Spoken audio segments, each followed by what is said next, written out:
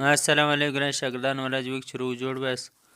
راځو د نن سبق چې دغه بیا هم پیر اف ورډز ان انګلیش په انګریزي کې د الفاظو جوړې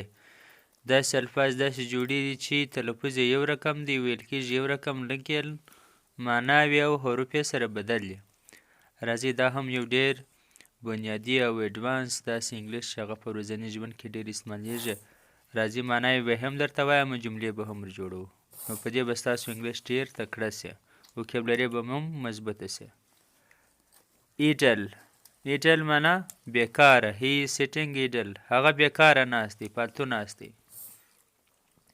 ایډل هم هغه رقم دی لیش خالي معنا بدل تلفظ بدل نور هغه رقم ویل کېږي ایډل معنا بت د هندوز ورشپ ایډلز هندوان چې دی هغه د بتانو عبادت کوي نو ایډل ویډل تلفظ تقریبا یو رقم دی خو معناوې بدلې دي حروف یې بدل دي ایمیګرنټ او ایمیګرنټ دا نو دواړه تقریبا یو رقم ویل کېږي خو په معناوو کې ډېر فرق شته او زده کول یې ډېر لازمي دي راځئ په دې هم سر خلاص کړو معناوې ووایو بیا جملې هم ووایو اول دا نه ایمیګرنټ چې دی دغه ډبل ایم آی جی آر ان ټي سپلینګ یې جلا دی دیر آر ا لاټ آف ایمیګرنټس دا ایمیګرنټ معنا د بار ملک خلک هغه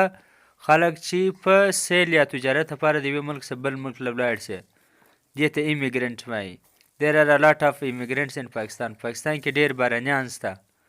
دلته ایمیګرنټ معنا بهرنیان دا بل ایمیګرنټ چې دی د هغه رقم ویل کېږي خو معنا یې بدله ده ایمیګرنټ معنا هجرت کول والا چې د مجبورۍ سه یو څوک بل ملک له ولاړ شي many Afghans are immigrant in many countries ډېر افغانان چې دی هغه په ډېرو ملکو کې مهاجر دي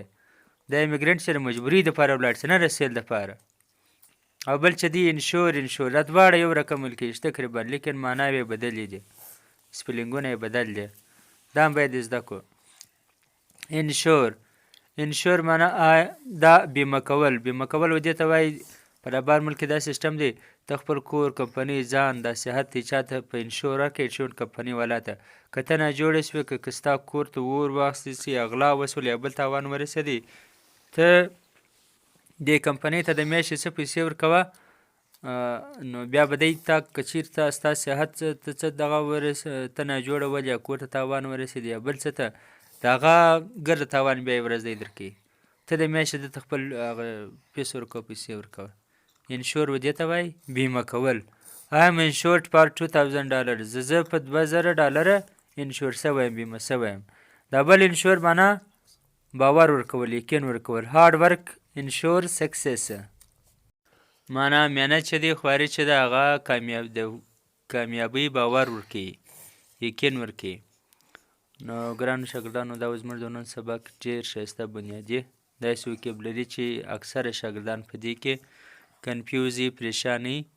چې د دې نو څه معنا ده دا نو څنګه استعمالیږي ځکه دوی سره ورته یي تلفظ یې سره ورته یي نو په دې وجه هلته ټکر سره کوي مننه که ویډیو لایک کړي ښه به وي الله حافظ